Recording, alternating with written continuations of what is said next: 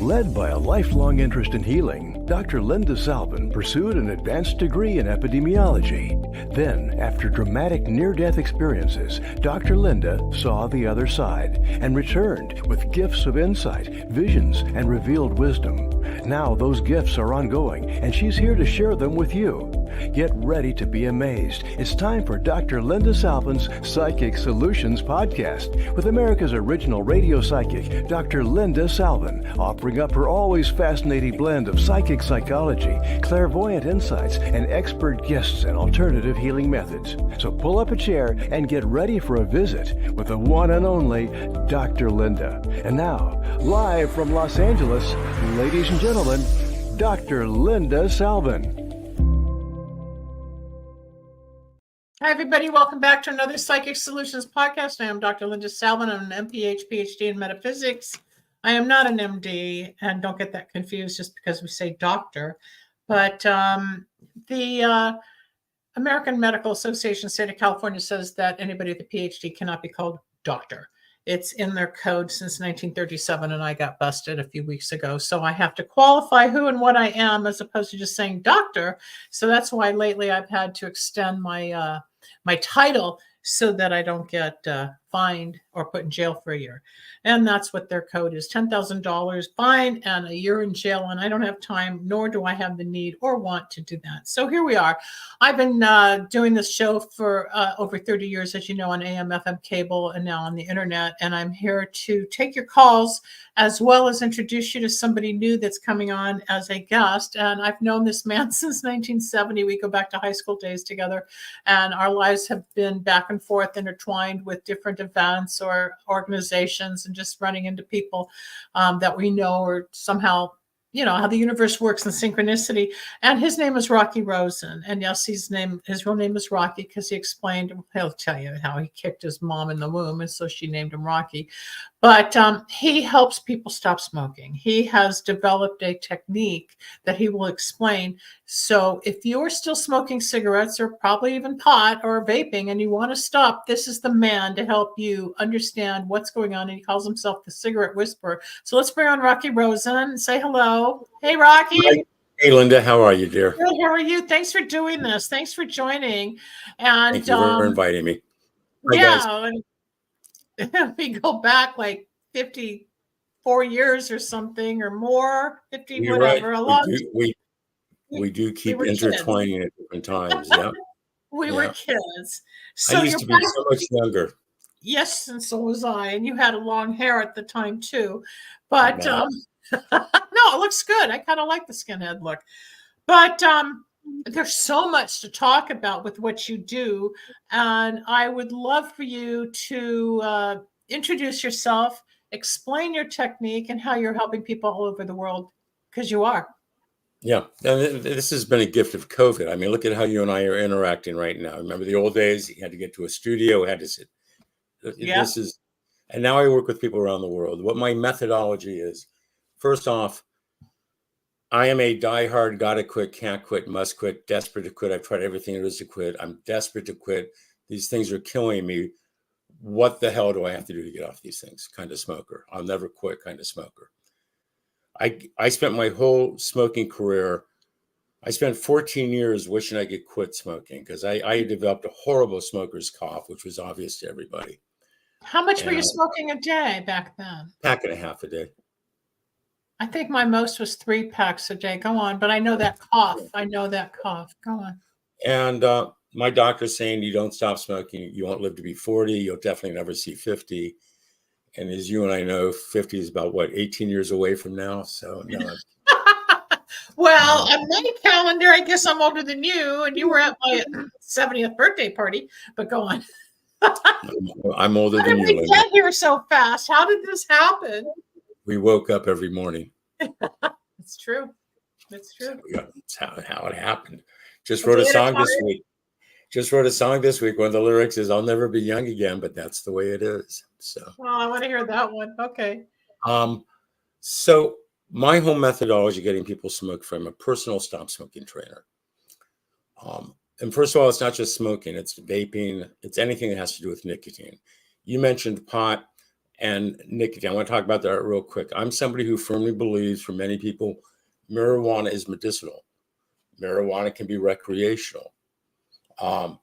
Tobacco is always a poison. There's a huge difference between the two. You can't even smoke the two the same way. So my whole focus is on the nicotine addiction, not necessarily the marijuana addiction, though I do work with people on substance abuse. My methodology, how I got smoke-free is I spent all these years wishing I could quit, and I kept trying to fight my urges, and I want to ignore my urges. And there are two big lies about stopping smoking people tell themselves. Line number one, they say, I got to quit. And I ask people, well, how long have you been telling yourself I have to quit? Well, it's been decades, but what do you still do? You still smoke. So please understand, you don't have to stop. You may hate yourself. Your health may suffer. These things can screw you in a way you can never dream about being screwed, but you never have to stop smoking. So I get rid of this tape. I got to quit. I got to quit. I got to quit, because it's just not true. Line number two, we tell ourselves, I don't want to smoke anymore. I don't want to vape. I don't want to smoke anymore. And that's not true either. The truth about us smokers, and Linda, I don't know how long it's been for you, but maybe on occasion you might get an urge to smoke. Has that ever happened Once to in you? a while, I'll answer that. I stopped smoking 23 years ago, finally. Mm-hmm. After I started at 14 when we were kids. I was 12. Okay. So, we grew up. Same life. Yeah. Mm-hmm. Yeah. I stopped the first time, I think, after around 20 some odd years, and I started again. But by the time I was done, I think I had smoked a total of 43 years out of my life. Mm-hmm. And I mean, yeah, must have been. How much did you smoke? You said 3 packs a day? About 2 packs a day. I would just smoke. 2 packs a day? Yeah. 2 packs? Yeah. 14,600 cigarettes a year. Multiply that by 24, and we got some big numbers there. I smoked a lot, especially in college, and especially pulling all-nighters to study for an exam. And then I would smoke an extra pack because I'd be sped up on either pills or coffee or whatever. So it was still that hand-to-mouth thing.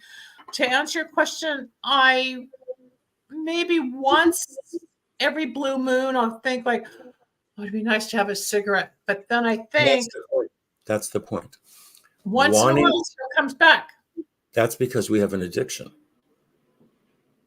Yeah. It's addictive. And just because you want to doesn't mean you have to. Correct. So I let it pass. I won't go back. I know I won't. I'm the type I never say that. I never say I'll never smoke again. I just, I don't care if I die smoke free. I just want to live smoke free. I don't want to live my life where I'm never going to smoke. I'm never going to, because I want you to know, look, where are they? I got a pack of cigarettes right here. I always have cigarettes handy. See, most people think I'm going to quit smoking. I can't touch cigarettes. I can't be around cigarettes. You throw them away. And all you do is think about cigarettes. And all you do is think about the convenience. It's an obsession. Well, that's what addiction is. It isn't. It's an OCD. It's an obsessive compulsive disorder. I obsess on it. I'm compelled to do it, and my life is out of order because of it. And how do you overcome an OCD? You overcome an OCD with acceptance. Instead of always trying to fight, ignore it, you just recognize you've got this situation going on. And what I like to say, Linda, what I do, it's a 4-day program. It takes 6 hours over 4 days. My first session is always free. It takes about 2 hours. There is no pressure. There is no obligation. By the end of those 2 hours, I'll have a good idea if I'm a good fit for that person or not. And if I can't help somebody, I'm going to be upfront. I'm not the guy for you.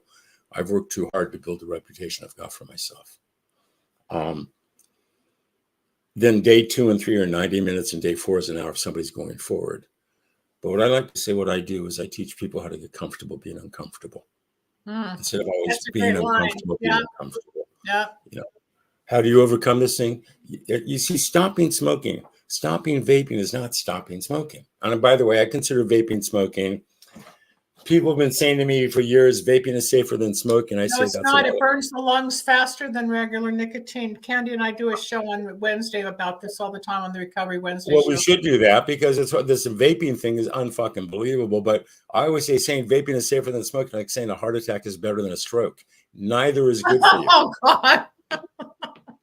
Go on. I don't know. And this is, just like your life is metaphysical and your life is, this is my life. Yeah, it is, because you love helping. I've got the greatest job. By the way, I am the hardest phone, but my occupation, I am the hardest phone call for anybody to make. I always say somebody would rather call a really bad dentist than call me, but I promise I'm much more painless. But well, a lot of people don't want to call you because of the fear they would have to show up, or that they would have to commit, or it would have to be that they really do want to get some help to stop smoking. I stopped the first time with my mom. She went to some hypnotic training and it stopped. It helped her and my aunt, and I went and I stopped for several years, and then I started smoking again when I was in the plane crash in 81, and I kept smoking. And then I'm the type, if I stop and once I detox and get through the worst of that 8-day change, if I take one drag, I'm okay. But that second leads me to 2 packs of cigarettes. I can't have just one. I can't. It's either all or nothing. My client stopped smoking with me in 2 days. It's a 4-day program, but it's 2 days after we first speak. And they're not uncomfortable even for an hour.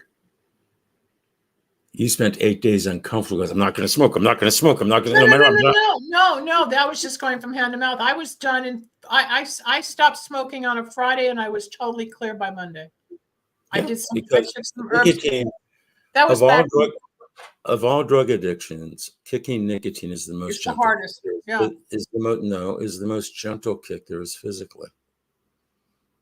It's not like going through the DTs.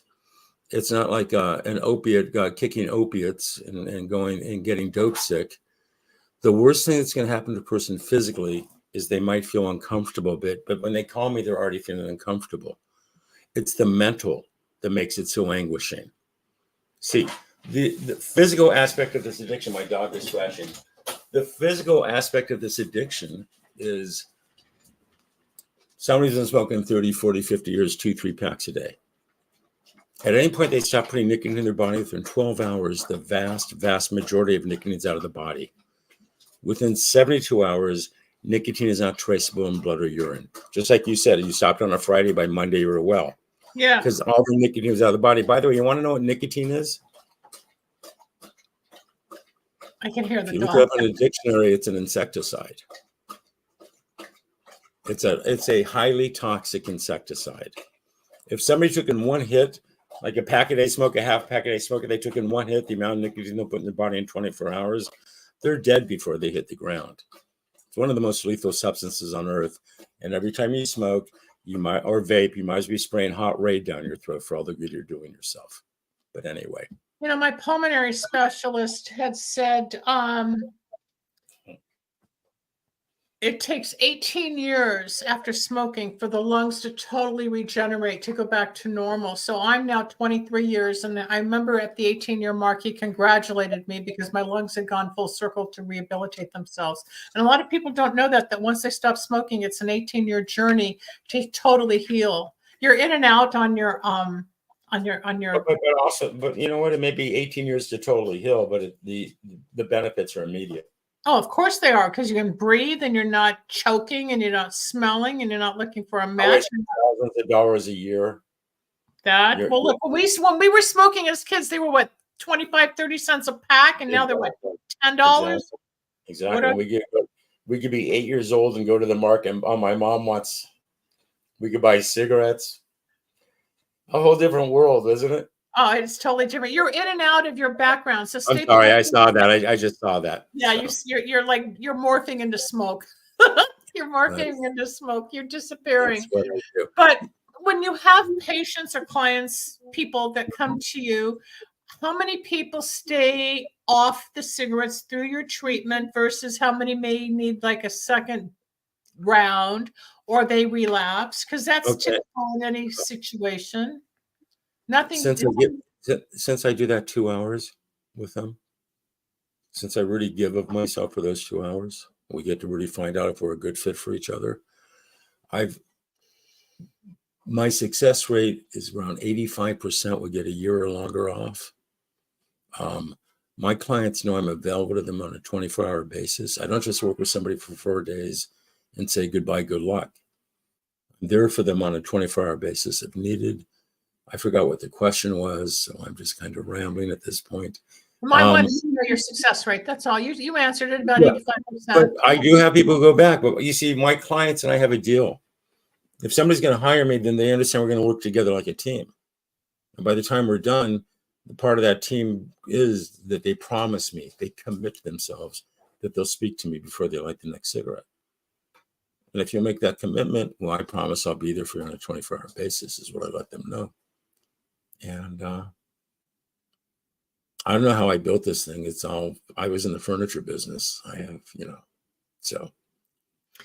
But you segued into a passion because you yourself went through it and you have experience in other programs that helped you with other addictions that I think you combined your knowledge, wisdom, hope, and you gave it to someone else with this particular addictive tool, which is a cigarette. And we grew up smoking. It's a whole different generation. They're still smoking, but the vaping and all that. But in our generation, growing up in the 60s, everybody smoked. The 50s and 60s, it was cool to smoke. And then it became not so cool. And then it became a law. You can't smoke in public restaurants. And then you can't really smoke in certain areas. Everybody's a closet smoker today. It isn't like it was when we were where everybody could smoke out. Everybody's in the closet where they're smoking. That's one. Two, what's also different is elementary school, junior high, high school kids are vaping in class all day long. In class? Uh-huh. You don't know about that? See, I'm so far removed from that, Rocky. Okay. So one of the things about Juuls and nicotine replacement units like Juuls, you know how when you see people vape and they expel this huge amount of smoke? Right. Well, there are also vapes where there's very little smoke that comes out.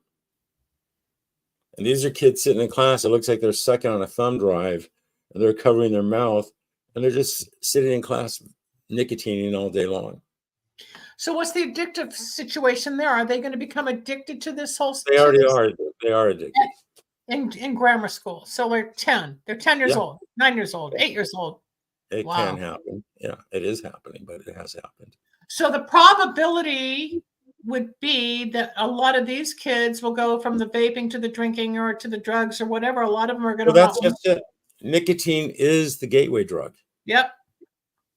You talk to all these kind of addicts and alcoholics. And what was the first thing you did? And we get what was probably a cigarette. And that's 90-95% of us. You know what I mean? Yeah, because I remember when and by the way, just so you know, nicotine.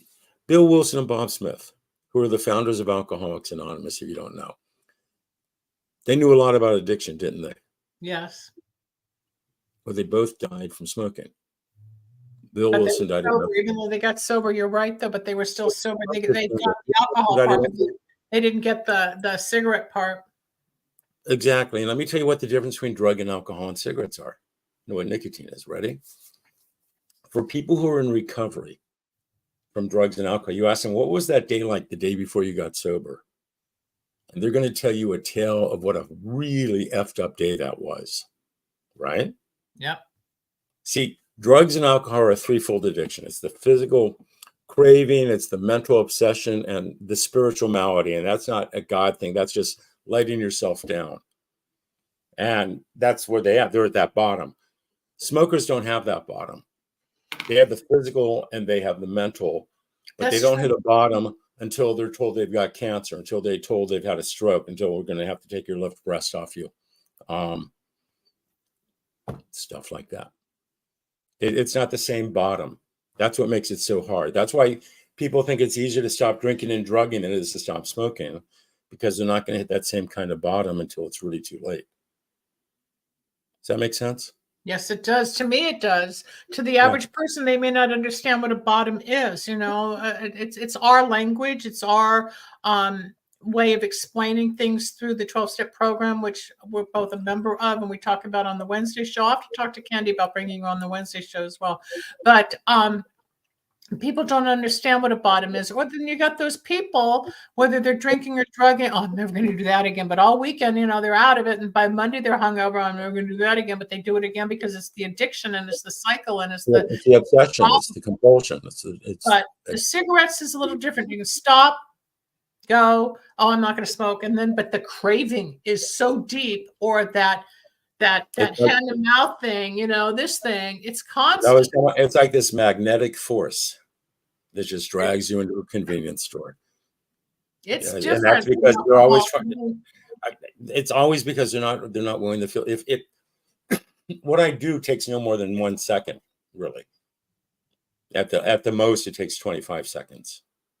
It takes 6 hours to explain it, but it only takes a few seconds to do it. I always tell my clients, you can give up everything for this one thing, or you can give up this one thing and have everything. It's your call. It's for any addiction, though. You know what I mean? Depends on the priorities and what they need and what they want. And sometimes, as you know, hiding behind the cigarette smoke, it's a way to hide ourselves and not really be who we are, or we suppress our emotions as soon as there's stress or happiness or joy or depression or rejection or whatever. Right away, you got to smoke, you got to drink, you got to eat, you got to push the emotions down. What you learn when you stop smoking, drinking, eating, whatever your thing is there's no healing without dealing with the feeling. You got to feel the feelings, and stuff comes up when you stop smoking. From the time you started, if you were 12, when you stopped smoking, you probably had memories and emotions come up from those days, right? I mean, your body brings it all, or your mind brings it all up, because we've suppressed it all those years. And I don't think people understand that. Stopping smoking is not stopping smoking. Stopping smoking is going through a breakup. It's an emotional bond that you have. It is. That's a good way of saying it. They are closer to you than anybody. For those of us who are stuck in that addiction, our tobacco is the closest thing to us. They're there for us when nobody else is. Judge Except us. the dog. Except the dog. It's stopping smoking is not stopping smoking. Stopping smoking is steeling yourself to go through a divorce. Is steeling yourself to feel the feelings and get through the feelings anyway. How old were you when you actually stopped smoking? Last time I smoked a cigarette, I never used the term I quit smoking. Last time I smoked a cigarette was June 17, 1987. Wow. Which was after 20, what was that? I started in 64. So that was, what was that? That was 23 years. And 14 of those years just wishing I could quit. Tried everything. Remember Smoke Enders? Yes, and also Schick. Schick, yeah. We had to go and smoke. Yeah, the Schick Center. I remember those days too. I didn't go, but I heard about it. I did Schick. It was amazing. It was the Clockwork Orange method of stopping smoking. They'd give you a pack of cigarettes. They put a bunch of people in a small room with a bucket, and you have to smoke a pack of before you can come out. You have to smoke this whole pack of Pall Mall Reds, no filter. The bucket is there for us to vomit in, but we can't come out of the room. And so, you're so nicotine saturated. Of course, I don't want to smoke for a week, maybe for a few days. But then the nicotine leaves the body incredibly quickly. It just does. That's why you smoke so much, because you always got to keep trying to bring it back up. And again, all I just want to say is stopping smoking is getting yourself ready to go through a breakup. Stopping Before smoking. we go on to the next page, where can people reach you if they're interested in contacting you, Rocky? I'm really simple to find. Just Google me. The Cigarette Whisperer is my website, thecigarettewhisperer.com. I'm here to be of service. Linda, I'm having a life I never expected for myself. I'm having the best time of my life I've ever had. Well, I know you're back in California after being in the Midwest for a while. You came back about 1.5 years ago, and then your career started to take off. And I think you're finally home within yourself. You're doing your music. You've got your career. You got your daughter, your dog, and you finally balanced what you were looking for. We all have that hole inside, and we all try to fill it up, whether it's cigarettes. God's what we need. Spirituality is what we need. And sometimes that's not always enough, because sometimes I get that black hole and it's just like everything's out the window, and then I have to go back and zip it up. But I don't pick up. I don't go for the cigarette. I think it was 2 nights ago. I thought, no. It just went right through my mind. That's exactly what it is. It's like, do you want to get back together with a bad lover? Do you want to get back together with a bad relationship. It was just like, no, don't want to go through that again. No, but a lot of people don't know what to do. And yes, society has changed where you can't smoke in public. Remember going to the movies when we were kids, we had ashtrays at the seats. We could smoke in the theater. You could smoke on an airplane. You could smoke in restaurants. It was not a big deal. They had people smoking in the movies. I mean, it was just accepted. My dentist always had a lit cigarette hanging out of his mouth as he's looking at my nose. Kids will never see the movie. As you remember going to the theater and walking towards the lobby, and you could see the theater, you could see the movie in the smoke. Was like a hologram. Remember that? Yeah. Never see that again. We all would smoke. I mean, it was just accepted. But then, of course, disease and lung cancer and the environmental issues and what happens. The thing that's coming from a developed brain. Nicotine first is introduced in the teenage years earlier. Well, look at the kids you're talking about in grade school now. I mean, that's even worse. And if you remember when you were 14, you started to smoke, you were just going to F around with it. Yeah, it didn't going to get me. And that's where it begins. Yep. And I remember my first cigarette was at my junior high school graduation party, and one of the teachers gave us cigarettes. Yeah, well, we had remember in high school, we had the smoking section too. You can go out and hang out in that quad with the smoking section. Well, you went to Fairfax, I went to Grant, but we did. I don't think we had that. I guarantee you, Grant, I went to Hollywood High. Oh, Hollywood. Okay, yeah. But yeah, I remember at Hollywood High there was, and I remember at Fairfax there was. I'm sure there was a Grant. There must have been. At least we were out in the parking lot. Yeah, we were out in the parking lot, or I'd put it. We get hooked at a young age. We never thought it was going to happen to me, but it happened. No, but we also thought we were cool back then. Well, but it's no different now with these vapes. It is no different now. That's true. It's still the 13, 14-year-old mind hanging out with friends, and somebody cracks out some cigarettes or cracks out a vape. We're going to share it and be cool and hip. Next thing you know, you don't care if with your friends or not. You want a cigarette, you want a vape, and bam, you're hooked. You're off on your own. Off and running. A lot of weird things start happening, whether it's with money or your friendships or your sexuality or the drug addiction, and your studies kind of take second place, and socialization takes up. I mean, everybody goes through their tumbleweed. You know, they all fall into the black hole in the abyss until they figure it out. Like you said, they hit a bottom. Hitting bottom is different for everybody. And for those that are listening and don't know what hitting bottom means, it's kind of like saying you've had enough help. I need out. I don't want to do this anymore. This is the worst. I never want to feel this way ever again. No, is what it's enough. It's enough. It's enough. And talking about sexual pleasures and tobacco and nicotine. See, tobacco, nicotine constricts blood vessels for sexual pleasure, for both for men, for erections, for women, for clitoral stimulation, requires good blood flow. And this stuff really messes with our sexuality too, just so you know, for whatever that's worth. No, it's worth a lot because it's all related. I mean, it's just like when, I mean, how many times you see it in the movies? I'm not going to talk about personal experience, but, you're done and you roll over and have a cigarette. Yeah, of course. Well, I always tell them, okay, it's just between you and me, right? Yeah, of course. I won't say a word. I always tell my clients, I've never seen somebody have an orgasm, smoke a cigarette, and then come again. It just doesn't happen. It's just this Pavlovian. It's just, every time I finish having sex, I'm going to have a cigarette. It just becomes Pavlovian to us. Yeah. It's like when I wake up, I'm going to have a cigarette. When I finish a meal, I'm going to have a cigarette. When I step out of my office, I'm going to have a cigarette. Or if you're on the phone, driving, you get in the car. As soon as I'd sit in the car, I'd light up a cigarette. The ashtrays, when we had ashtrays in the cars, I mean, we were just conditioned. You take the dog for a walk, and you have to have a pack of cigarettes. Or it's just how we lived. But we don't have to live like that today. And the main thing is, if you're healthy and your lungs are clear and you've got more energy, then you can get up and take a walk, or you can think more clearly, or become a little more productive without being distracted. Where are my cigarettes? Where are the matches? Where's the lighter? Do you have a light? Do you have a match? It's that whole wheel of trying to even get it lit.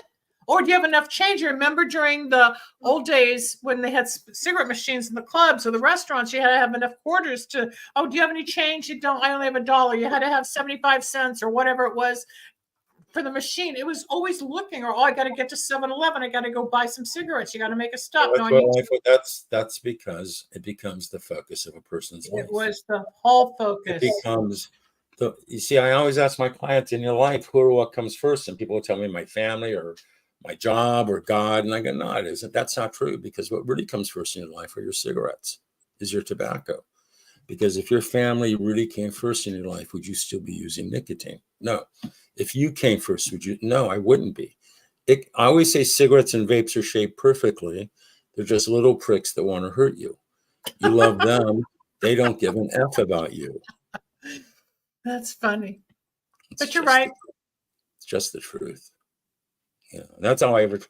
You know me personally. We know each other, and I can bullshit as well as anybody else can bullshit. I'm sorry.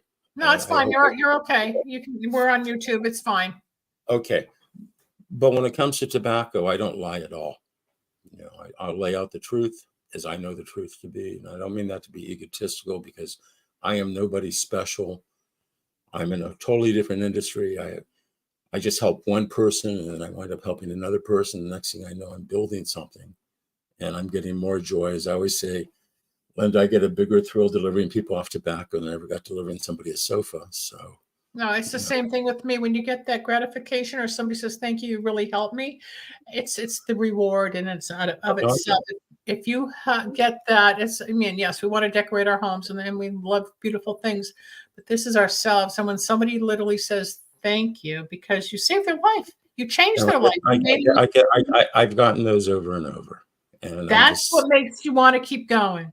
Exactly. That's the cool thing about what I'm doing. I hate to brag. I make my living out of my bedroom.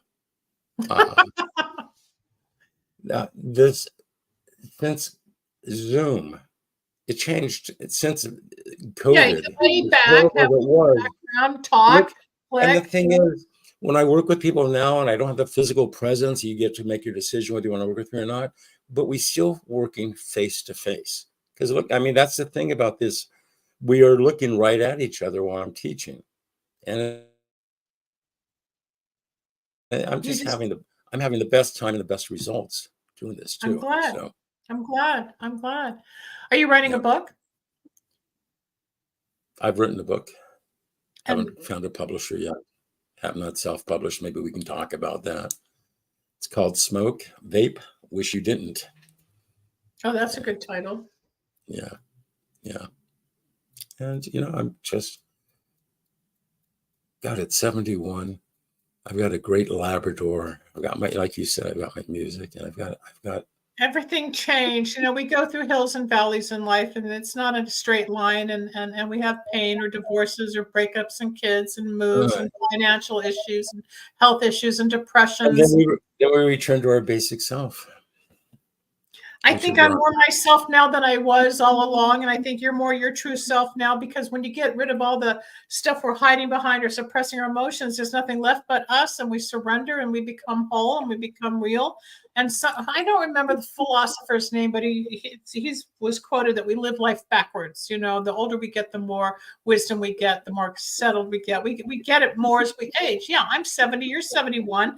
It's just like we're not 16-year-old kids anymore. I'm beginning to understand the phrase "youth is wasted on the young." My mother used to always say that, and it's in my brain constantly. Like, she was so right. But it could have been her. I want them to have their youth. I've had mine.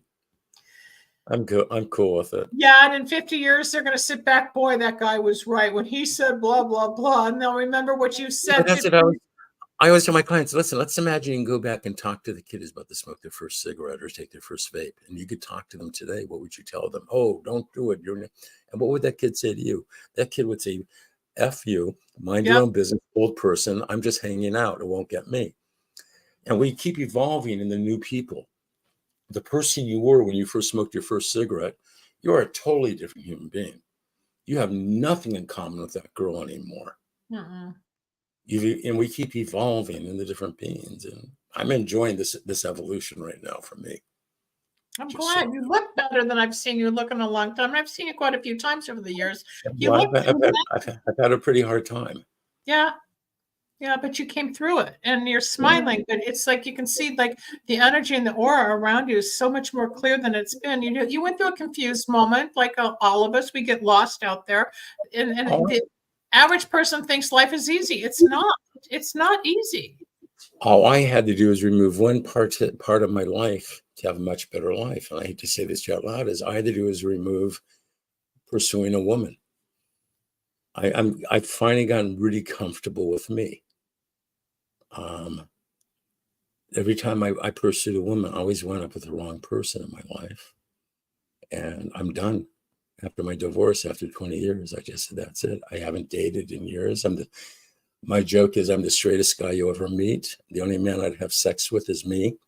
But I am done trying to understand women. I just don't get you guys. Well, we're different. We don't get you guys either. I mean, as I always say, we may look like the same species, but we're not the same species. No. There's different needs, wants, desires, emotions, the whole thing. This isn't that show. But at the same time, it is that show because it's still about us and suppressing emotions and hiding who we are and running around. And I mean, Rocky, I can remember, was it your sister that had an apartment near UCLA? Yeah, I remember. We'll talk about it sometime. Running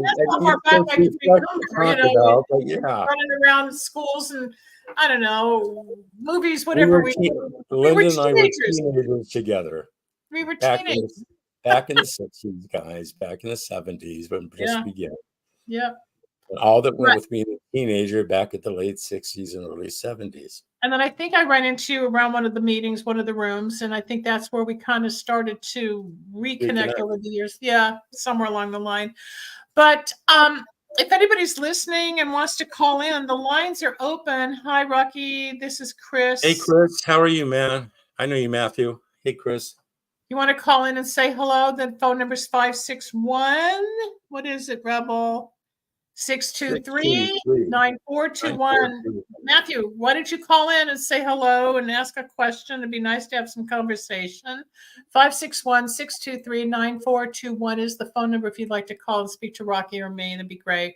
So, we go back. We have some history. We have a lot of past life. It's just life experience, it comes and goes. But talk about some of the music you write, because you've got some really deep lyrics. I know you play piano, and it's also become more of a catharsis for you to release. I'm having the greatest time. I found Kulak's in July. I go every week. I'm a part of it now.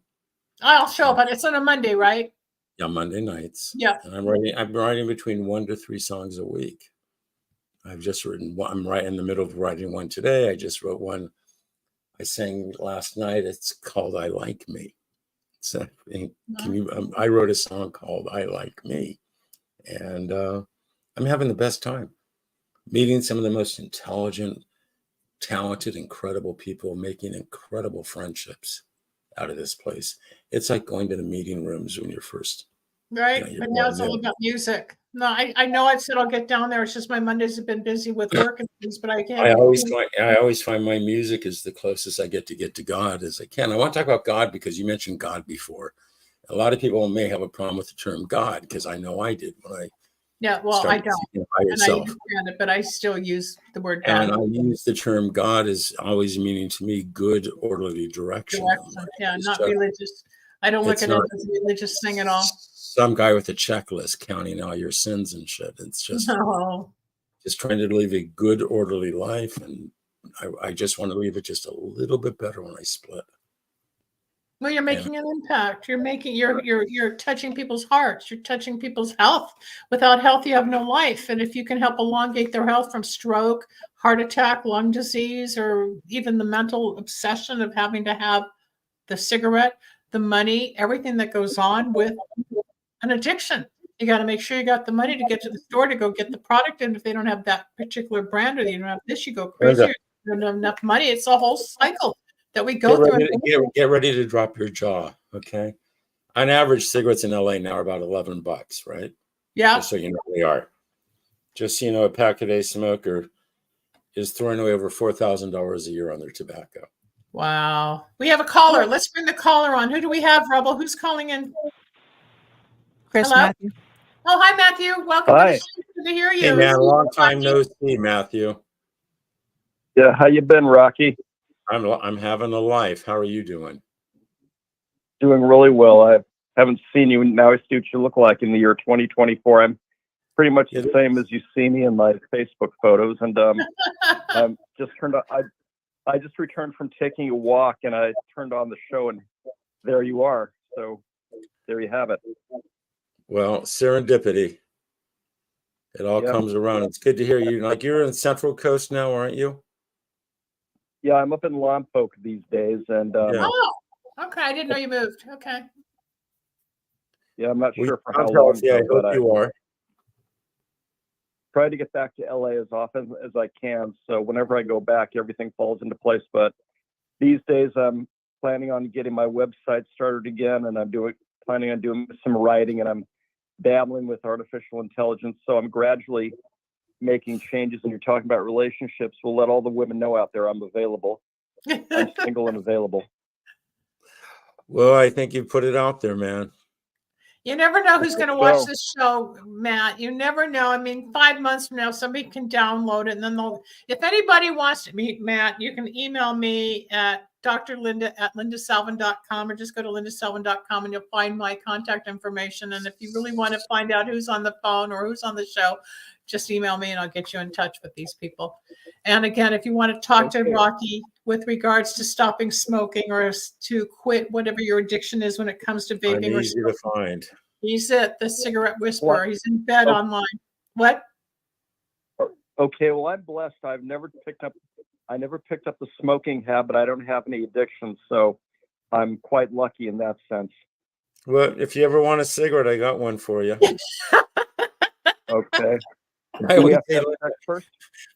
people could complain about smelling smoke. I go, I smell smoke. I smell money. You know, what can I Okay. say? You know, I'll All be right, honest. well, There's times. Wait, hold on, Matt. There's times I'll be at the market or I'll be in a parking lot and I see somebody outside smoking. And there's so many times I want to go up and say, I know somebody that can help you stop. But it's not my place to interfere and to I totally agree. say that. I'm not. By the way, I'm not anti-smoking. Chris, Matthew, take care, man. I'm not All right, good anti-smoking. talking to you. I'll see you soon. Thank you for calling okay. in. It's nice to hear you. You're welcome. I'm Good the talking to you, biggest- Linda. Have a good day. I'm the biggest supporter of smokers' rights. I hate the way smokers are treated by society. I hate the way smokers treat themselves. I cannot tell you how many times I've gotten between one of these angry people yelling at a smoker for smoking near them, and I will get between them and I'll go, they've heard you. Shut up already. We don't want to become one of these angrier, holier than, as I like to say, an asshole than thou ex-smoker. I always say, love the smoker, hate the cigarettes, but love the smoker. They already feel shitty enough. They don't need you to make them feel even shittier. They're struggling with something, and going through a struggle never helps. Going, well, you know, if you had cancer, would somebody tell you you're an idiot because you have cancer? It's the same thing. You have a disease, you have an affliction, you've got the OCD. You need it's a disease. You're right. It becomes a physical craving where your body literally needs to have a hit. Mm-hmm. You need to have the nicotine, just like some people need to have Because alcohol. you're always. I'm not going to. The more you try to resist it all the time, the bigger the need gets. It's when you go, well, it's like for you for 14 years trying to make it stop, go away. What are you going to do? Exactly. And I kept getting sick. What did you finally do? We've got 5 minutes left, Rob.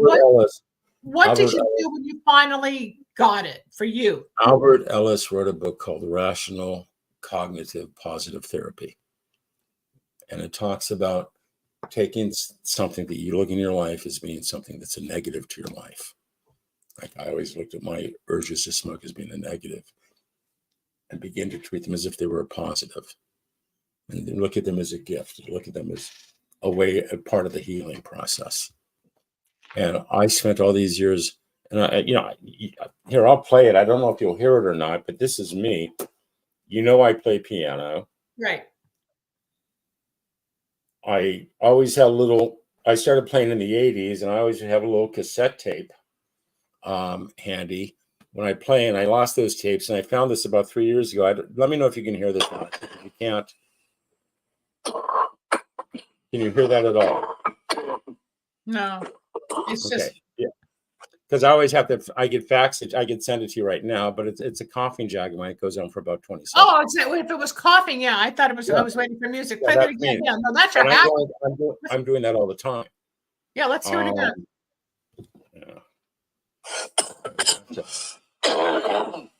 This is all one long continuous coughing jag. My doctor's saying, Rocky, don't stop. You'll be dead by the time you're 40. You'll never see the 50. hacking and the choking and the all this. I'm not going to smoke. I'm always trying to quit. I go, fuck it. I'm going to quit quitting. I'm going to quit looking. You're lucky you don't have emphysema. You don't have. You're lucky. I have beginning stages of COPD. I have what my doctors describe as a chronic bronchitis. You will hear me cough every now and then. Here's my cough. That's my cough at 71 versus my cough at 33.